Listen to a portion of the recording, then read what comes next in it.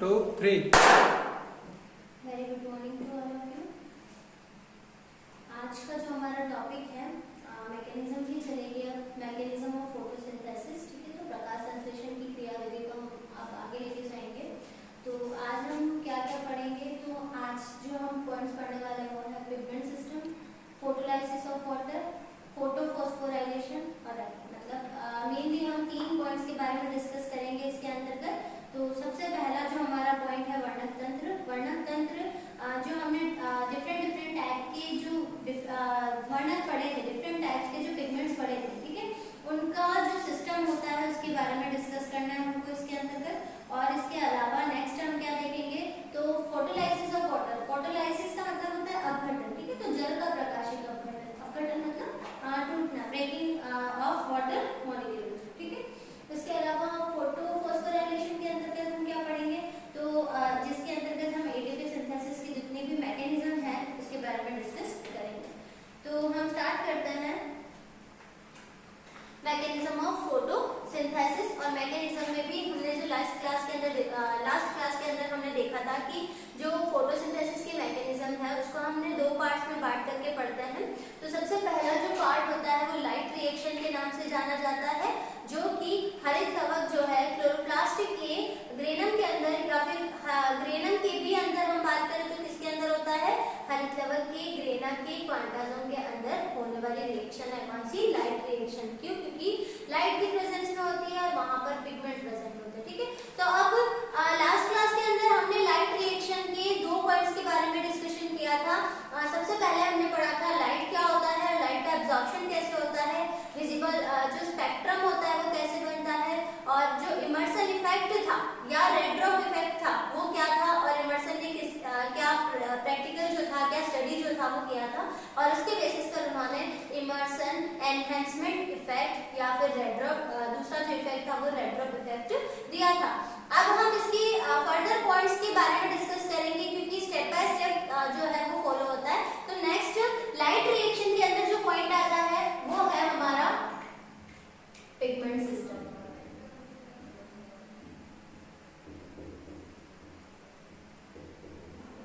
अब pigment system का मतलब होता है वर्णक तंत्र। हमारे पास में डिफरेंट काइंड के जो भी पिगमेंट थे वो मिलकर के काम करते हैं, और मिलकर के काम करने के बाद में रिएक्शन को आगे बढ़ाते हैं। तो हम बात करते हैं हमारे पास में 2 मेन पिगमेंट होते हैं। तो हम जैसे कि बात करें हम यूनिवर्सल पिगमेंट के नाम से किसे जानते हैं, क्लोरोफिल को या क्लोरोफिल ए को। जनरली हम क्लोरोफिल के हमने 9 टाइप्स देखे थे। तो क्लोरोफिल के डिफरेंट जैसे chlorophyll A, B, C, D और ई। इसके अलावा bacterio chlorophyll A, B, bacterio.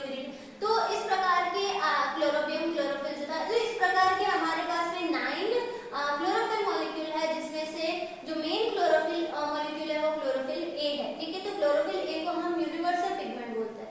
तो हम पढ़ रहे हैं पिगमेंट सिस्टम। तो 2 साइंटिस्ट थे, है ना, जिन्होंने इसके ऊपर काम किया, फोटोसिंथेसिस के ऊपर, और बताया कि फोटोसिंथेसिस की जो प्रक्रिया है, प्रकाश संश्लेषण की जो प्रक्रिया है, उसके अंतर्गत 2 photo system main role play करते हैं। क्या बताया, 2 photo pigment system, pigment system को हम शॉर्ट में पीएस लिखते हैं, ठीक है। तो इन्होंने बताया कि फोटोसिंथेसिस के अंतर्गत 2 आपके फोटो पिगमेंट सिस्टम जो है वो मेनली वर्क करते हैं। 2 पिगमेंट सिस्टम को हम दूसरा नाम फोटो सिस्टम के नाम से भी जानते हैं ना। पिगमेंट सिस्टम को हम और क्या किस नाम से जानते हैं, तो फोटो सिस्टम, ठीक है। पिगमेंट सिस्टम को हम फोटो सिस्टम भी बोलते हैं। तो रॉबिनविच और गोविंद जी ने बताया था कि फोटोसिंथेसिस की जो प्रक्रिया है उसके अंतर्गत 2 मेन पिगमेंट जो है, पिगमेंट सिस्टम जो है वो मेन रोल प्ले करते हैं। तो उन दोनों को नाम क्या दिया उन्होंने, क्योंकि शॉर्ट फॉर्म हम पीएस लिखते हैं, तो उन्होंने नाम दिया PS first and PS second. इसका मतलब फोटो सिस्टम फर्स्ट या फिर और पिगमेंट सिस्टम फर्स्ट, ठीक है। ये आप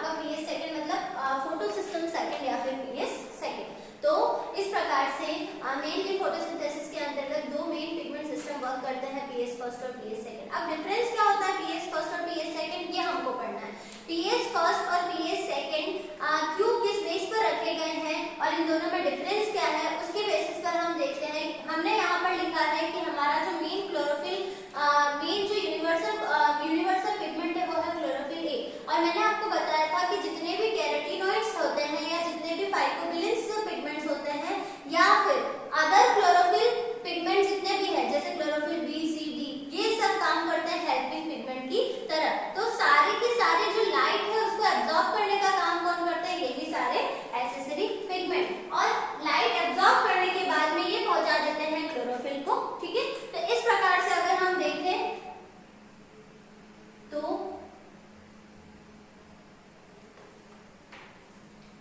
डिफरेंस की बात करें अगर हम इन दोनों के अंदर, तो पहले एक छोटा सा डायग्राम है इसके लिए।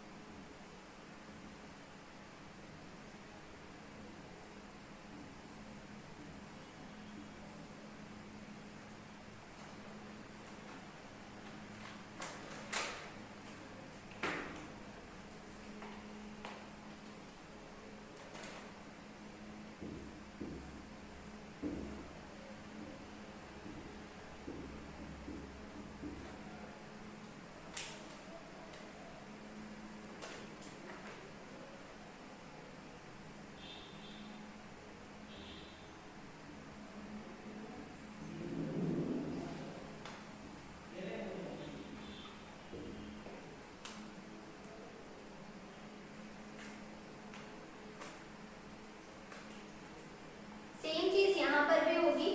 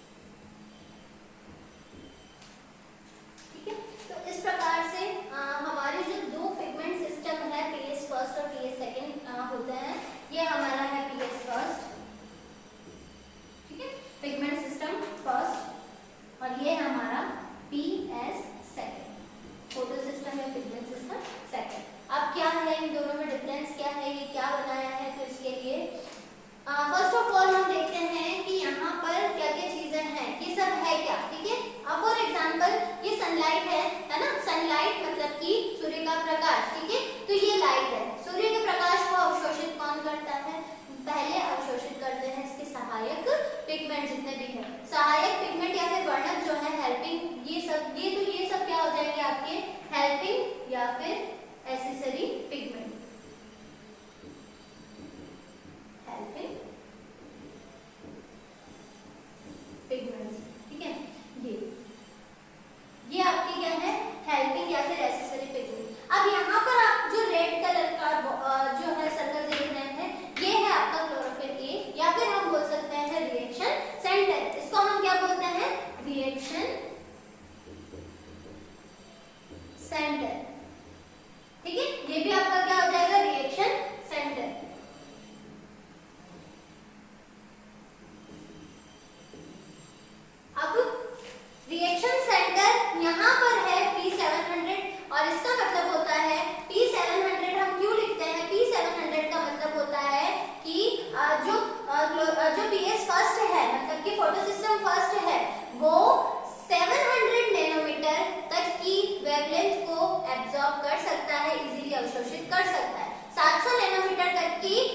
तरंगदैर्ध्य को आसानी से अवशोषित कर सकता है। तो इसकी जो लास्ट जो हम क्वांटिटी मानते हैं तो कितनी है 700। अब आप देख सकते हैं ये लाइट है, लाइट को एब्जॉर्ब किया इन सहायक वर्णकों ने।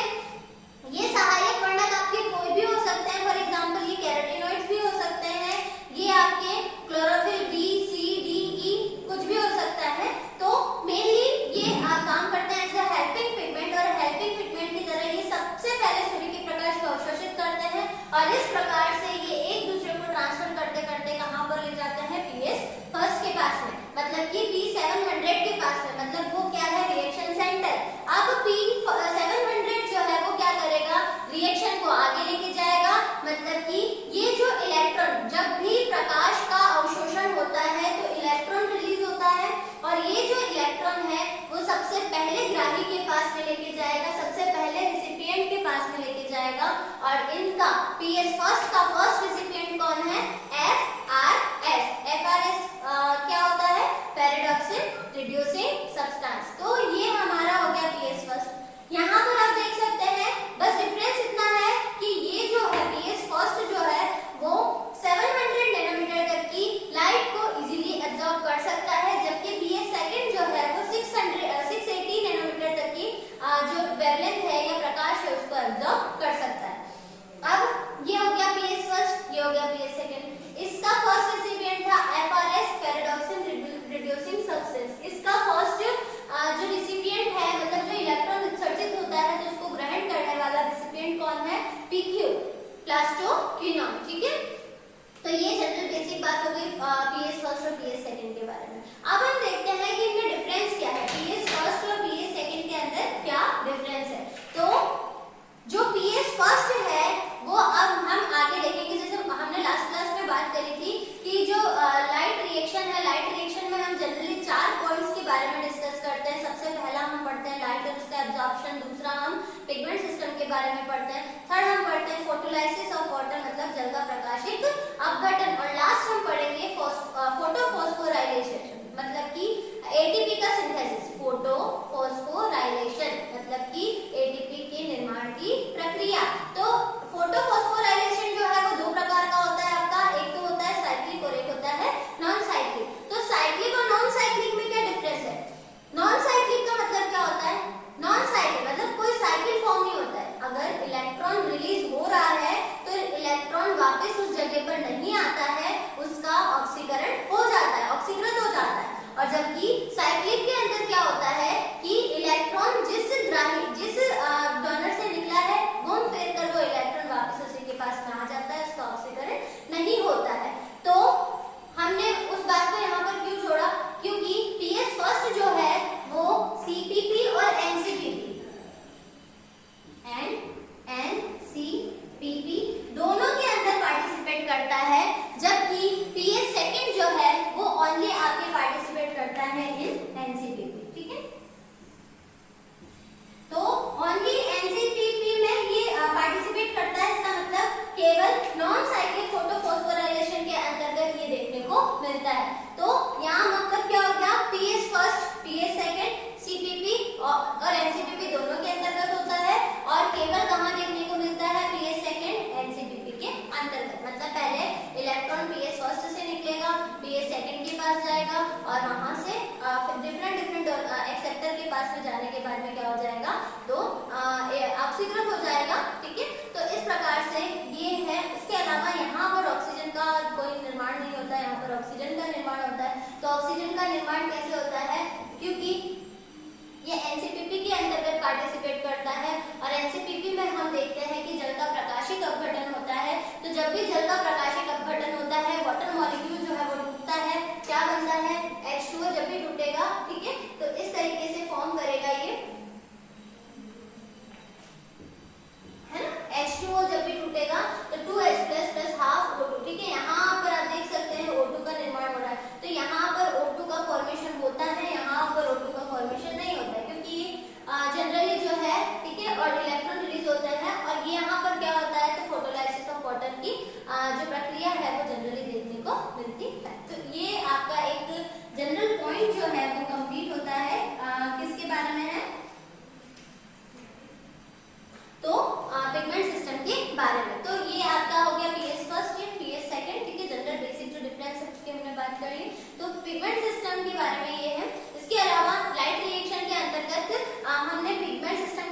देख लिया। अब हम देखेंगे फोटोलाइसिस ऑफ वाटर क्या होता है, कैसे होता है। उसके लिए हम कुछ इक्वेशन देखते हैं।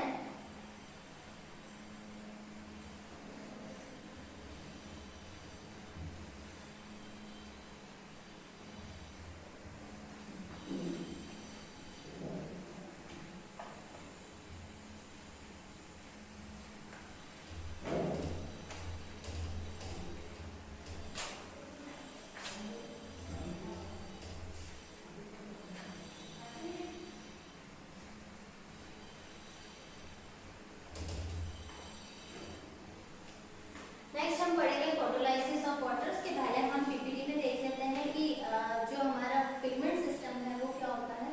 तो आप देख सकते हैं यहाँ पर रॉबिनोविच और गोगिन जी ने 1963 में, ठीक है, 1963 में प्रकाश संश्लेषण में दो इम्पोर्टेंट वर्णकों की, दो महत्वपूर्ण वर्णक तंत्रों की भूमिका को स्पष्ट किया। मतलब ये पिगमेंट सिस्टम जो है वो रॉबिनोविच और गोगिन जी इन 1963 clarified the role of two pigment system in photosynthesis. These groups of pigments are called PS first, PS second या photosystem first और pigment system first, ठीक है। नेक्स्ट हम बात करते हैं किसकी, तो these groups of pigments are called photosystem first और pigment system first और pigment system second या PS second, ठीक है। तो जनरली इन शॉर्ट हम ये बोल सकते हैं कि जो फोटोसिंथेसिस की प्रक्रिया है उसके अंतर्गत दो इम्पोर्टेंट वर्णक तंत्र होते हैं और यही वर्णक तंत्र जो होते हैं वो अप्लाई करते हैं कि फोटोसिंथेसिस की जो प्रक्रिया है उसके अंतर्गत लाइट का एब्जॉर्प्शन करते हैं। और इनमें रिएक्शन सेंटर होते हैं डिफरेंट। तो रिएक्शन सेंटर PS फर्स्ट का है P700, मतलब कि ये मैक्सिमम 700 तक नैनोमीटर तक की वेवलेंथ की प्रकाश का अवशोषित कर सकता है और वो कर सकता है मैक्सिमम 680, ठीक है, 680 तक की लास्ट एब्जॉर्ब कर सकता है। इसके अलावा डिफरेंट हमारे पास में जो सिस्टम थे, जो डिफरेंट रेसिपिएंट थे, जैसे PS फर्स्ट में FRS था और PS सेकंड में आपके पास में था प्लास्टिक। यहाँ पर आप देख सकते हैं डायग्राम, ये है आपका PS फर्स्ट, ये है आपका PS सेकंड। PS फर्स्ट जो है ये लाइट है, ठीक है, लाइट को एब्जॉर्ब किया सहायक वर्णकों ने, एसेसरी पिगमेंट्स ने, और ये ट्रांसफर करते करते कहाँ पर ले गए, रिएक्शन सेंटर के पास में, जो कि है आपका P700 फॉर PS फर्स्ट। तो इसने इलेक्ट्रॉन को एब्जॉर्ब करके, इलेक्ट्रॉन का अवशोषित करके इसकी ग्राही के पास में भेजा FRS के पास में, फेरोऑक्सिन रिड्यूसिंग सब्सटेंस। अब PS सेकंड की बात करें तो लाइट एब्जॉर्ब करी, आगे ट्रांसफर किया, ये रिएक्शन सेंटर है P680 है इसका, PQ के पास में भेजा प्लास्टोक्विनोन। यहाँ पर हम देख सकते हैं O2 रिलीज होती है, यहाँ पर फोटोलाइसिस ऑफ वाटर की प्रक्रिया होती है और जिसके कारण इलेक्ट्रॉन भी रिलीज होता है। तो वो इलेक्ट्रॉन फर्स्ट कैरियर के पास में, फर्स्ट ग्राही जो है इसका PQ है, जिसके पास में जाता है। नेक्स्ट है जल का प्रकाशिक अपघटन।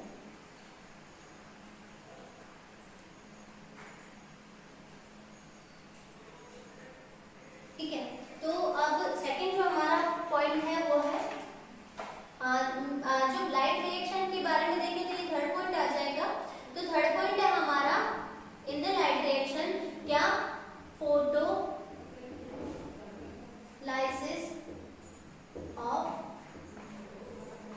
वाटर, जल का प्रकाशिक अपघटन। जल का प्रकाशिक अपघटन या फिर फोटोलाइसिस ऑफ वाटर क्या होता है, तो नाम से क्लियर है। प्रकाशिक अपघटन का मतलब क्या होता है, टूटना, ब्रेकिंग डाउन, ठीक है। अपघटन मतलब टूटना, प्रकाशिक अपघटन मतलब प्रकाश की उपस्थिति में टूटना, और हो किसका रहा है, वाटर का, इसका मतलब वाटर मॉलिक्यूल का ब्रेकडाउन, ठीक है। मतलब कि प्रकाश की उपस्थिति में जल के अणुओं का अपघटन या सनलाइट की प्रेजेंस में water decomposition is called photolysis of water. तो फोटोलाइसिस ऑफ वाटर कुल मिलाकर के है क्या कि प्रकाश की उपस्थिति में जल के अणुओं का टूटना या जल के अणुओं का अपघटन। अब हम ये देखते हैं कि ये होता क्यों है, क्योंकि एनसीपीपी के अंतर्गत, एनसीपीपी हम कल ये साइकिल भी देखेंगे कि सीपीपी और एनसीपीपी में इलेक्ट्रॉन कैरियर कौन कौन है, तो उसके बारे में हम पढ़ेंगे। तो एनसीपीपी अभी आपको सिर्फ इतना याद रखना है कि जो नॉन साइक्लिक फोटो फॉस्फोराइलेशन है, इसमें जो इलेक्ट्रॉन रिलीज होता है वो कभी भी वापस अपने कैरियर के पास में नहीं आता है। तो इसका मतलब इस इलेक्ट्रॉन का होता क्या है, ये ऑक्सीडाइज हो जाता है, ठीक है, ऑक्सीकृत हो जाता है तो ऐसी कंडीशन में वापस ये अपने डोनर के पास में नहीं आता है। तो ऐसी कंडीशन में यहाँ पर इलेक्ट्रॉन की कमी हो जाती है और जो वाटर मॉलिक्यूल है मतलब कि जो जल है, इस कमी के कारण, इस इलेक्ट्रॉन की कमी के कारण वाटर मॉलिक्यूल पर दबाव उत्पन्न होता है, प्रेशर क्रिएट होता है, जिसके कारण इसका अपघटन हो जाता है और अपघटन होने के बाद में इलेक्ट्रॉन जो है वो रिलीज होते हैं। तो इस प्रकार से फोटोलाइसिस ऑफ वाटर की प्रक्रिया क्यों हो रही है और फोटोलाइसिस ऑफ वाटर जो है वो होता क्या है। तो फोटोलाइसिस ऑफ वाटर होता क्या है इसकी हमने बात कर ली कि जल प्रकाश की उपस्थिति में जल के अणुओं का अपघटन क्या कहलाता है, फोटोलाइसिस ऑफ वाटर कहलाता है। क्यों होती है, क्योंकि एनसीपीपी के टाइम पे, नॉन साइक्लिक फोटोफॉस्फोराइलेशन के टाइम पर जो इलेक्ट्रॉन रिलीज होता है वो वापस अपने डोनर के पास में नहीं आता है, जबकि उस इलेक्ट्रॉन का क्या हो जाता है, ऑक्सीकरण हो जाता है, ऑक्सीकृत हो जाता है, ऑक्सीडाइज हो जाता है। ऐसी कंडीशन में वाटर मॉलिक्यूल पर प्रेशर बनता है, जल के अणु पर दबाव उत्पन्न होता है, जिसके कारण इसका अपघटन हो जाता है। और अपघटन जो है उसमें 3 या 4 स्टेप्स हैं। तो अगर हम बनाएं इसको तो कुछ इस प्रकार से होगा। फॉर एग्जांपल 4H2O की हम बात करें तो 4H2O it gives 4OH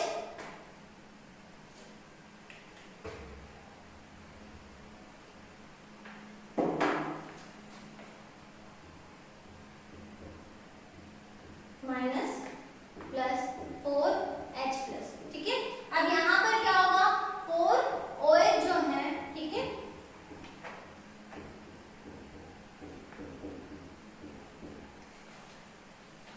next अगर हम बात करें कि 4OH जो है, ठीक है,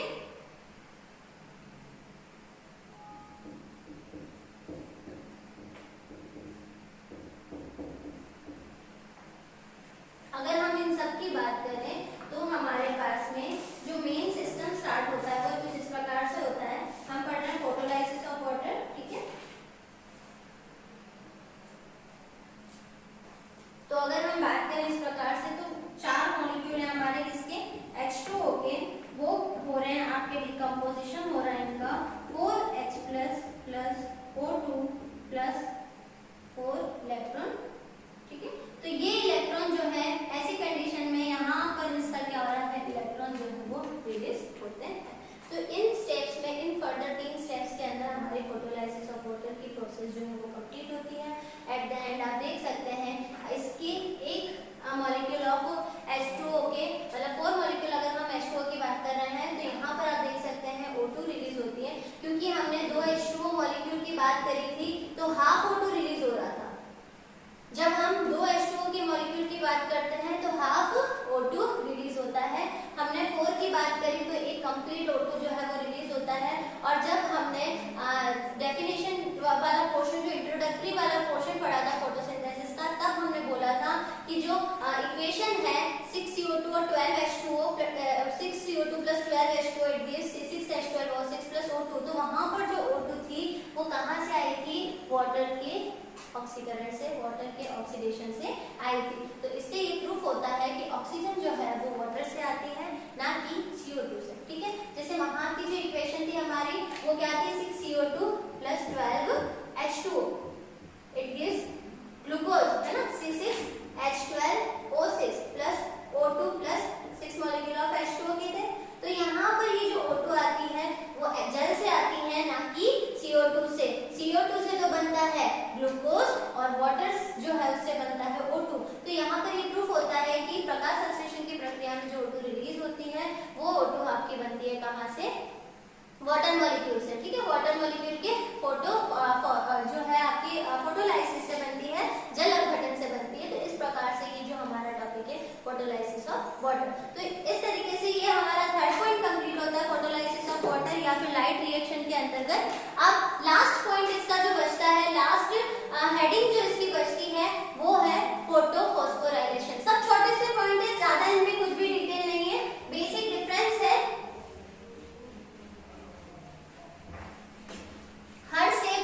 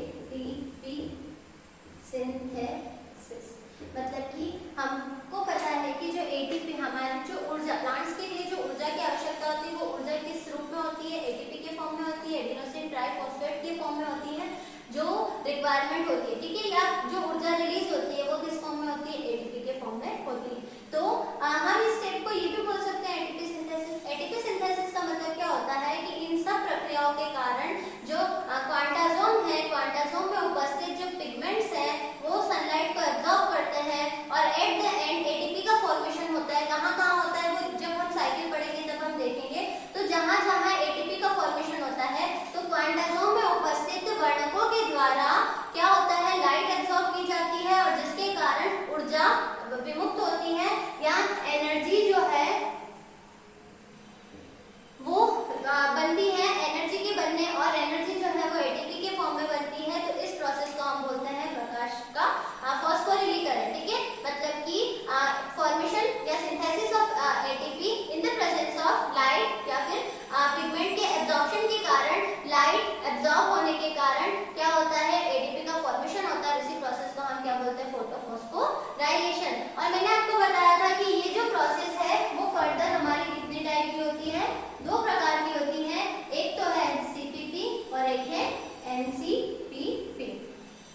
अब सीपीपी और एनसीपीपी मतलब कि साइक्लिक फोटो फॉस्फोराइलेशन और ये हो जाएगा हमारा नॉन साइक्लिक। ठीक है,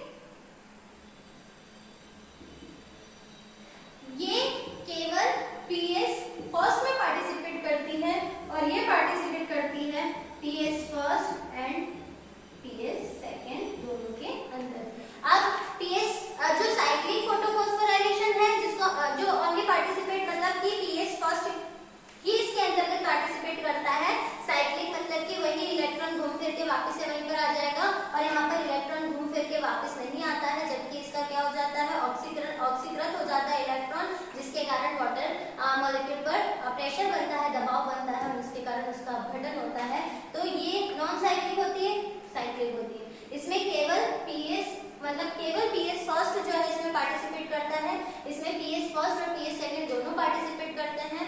इसका मतलब पहले इलेक्ट्रॉन यहाँ से निकलेगा, इसके पास में जाएगा और ऑक्सीकृत हो जाएगा। ठीक है, बट यहाँ पर आप देख सकते हैं कि केवल साइक्लिक के अंदर केवल पीएस फर्स्ट पार्टिसिपेट करता है। ठीक है, तो इसके अंतर्गत इलेक्ट्रॉन का जो है वो ऑक्सीकरण नहीं होता है ना, इलेक्ट्रॉन वापस से यूज हो जाता है। तो इस प्रकार से ये हमारा छोटा सा जो टॉपिक है लाइट रिएक्शन के बारे में। फॉर एग्जांपल हमने बात करी थी कि मैकेनिज्म, जब हमने मैकेनिज्म स्टार्ट किया था फोटोसिंथेसिस का, तब हमने बात करी थी कि जो लाइट रिएक्शन और डार्क रिएक्शन के अंतर्गत हम पढ़ेंगे। तो लाइट रिएक्शन के अंतर्गत आने वाले जो पॉइंट्स होते हैं जैसे लाइट का एब्जॉर्प्शन या immersion effect, red drop effect, ये कुछ छोटी छोटी टर्मिनोलॉजी है, ज्यादा कुछ बड़ा नहीं है इसके अंतर्गत। हमको सिर्फ ये याद रखना है कि इन प्रोसेस में हो क्या रहा है और कैसे हो रहा है। इसके अलावा फोटोलाइसिस ऑफ वाटर हो गया, वाटर मॉलिक्यूल का अपघटन हो गया, इसके अलावा फोटो फॉस्फोराइलेशन हो गया, एटीपी सिंथेसिस हो गया। नेक्स्ट क्लास में हम सीपीपी और एनसीपीपी की डिटेल स्टडी करेंगे। सीपीपी कैसे बनता है ये देखेंगे, एनसीपीपी कैसे बनता है देखेंगे। उससे पहले हम देख लेते हैं इसका PPT presentation. Photolysis of water, जल का प्रकाशित अपघटन। ठीक है, तो यहाँ से हम स्टार्ट करते हैं। फोटोलाइसिस ऑफ वाटर क्या होता है, the decomposition of water in the presence of light is called photolytic decomposition या फोटोलाइसिस ऑफ वाटर। लाइट के प्रेजेंस में वाटर का डिकम्पोजिशन भी क्या कहलाता है, photolysis of water. This occurs during acyclic light phosphorylation। ये अचक्रीय प्रकाश फॉस्फोरिलीकरण के समय पर होता है।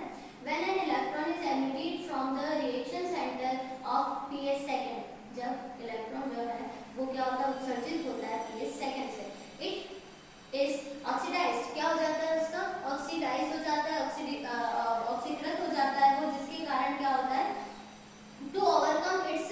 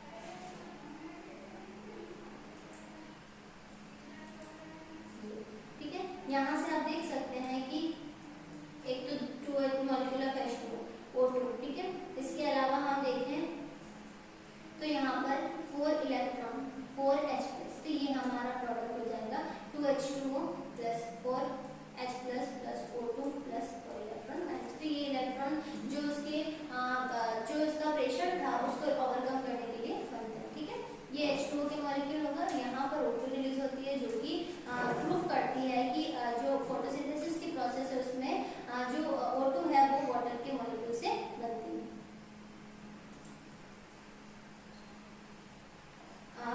लास्ट पॉइंट है हमारा फोटोफॉस्फोराइलेशन। तो फोटोफॉस्फोराइलेशन क्या होता है? ATP synthesis is carried out using the light energy absorbed by the pigment system pH first and pH second located in the quantazome। ठीक है, मतलब कि क्वांटासोम में उपस्थित जितने भी वर्णक तंत्र होते हैं वो क्या करते हैं? लाइट को एब्जॉर्ब करते हैं और एटीपी का फॉर्मेशन करते हैं, सिंथेसिस करते हैं। ये सबसे पहले बताया किसने था? आर्नोन करके साइंटिस्ट थे। आर्नोन और उसके कलीग्स जो थे उन्होंने इसके बारे में सबसे पहले बताया। ठीक है, तो एटीपी फॉर्मेशन की जो प्रोसेस है वो क्लोरोप्लास्ट के क्वांटासोम के अंतर्गत उपस्थित पिगमेंट्स के द्वारा होती है। तो formation of ATP in the presence of light is called photophosphorylation. मतलब कि प्रकाश की उपस्थिति में एटीपी का फॉर्मेशन क्या कहलाता है? फोटोफॉस्फोराइलेशन कहलाता है। तो इस प्रकार से ये जो कुछ मेन पॉइंट थे लाइट रिएक्शन के बारे में वो कंप्लीट होते हैं। लास्ट क्लास में हम सीपीपी और एनसीपीपी के बारे में डिस्कस करेंगे। तो लाइट रिएक्शन की जो मैकेनिज्म है वो हमारी कंप्लीट हो जाएगी।